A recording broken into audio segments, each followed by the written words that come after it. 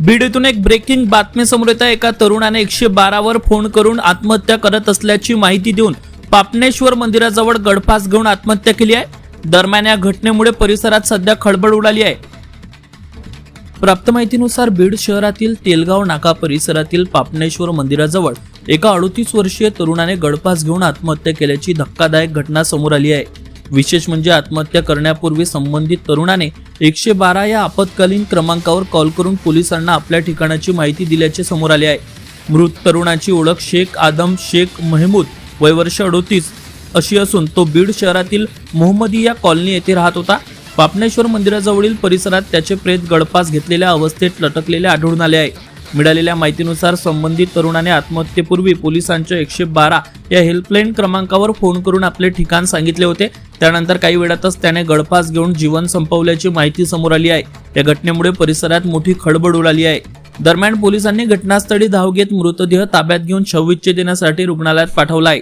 प्राथमिक तपासात कोणतीही सुसाईड आढळून आलेली नाही। आत्महत्येमागील नेमके कारण अद्याप स्पष्ट झाले नसून पोलीस या प्रकरणाचा पुढील तपास करीत आहे। प्रतिनिधी शेख आदिल, बीड आवाज न्यूज, बीड।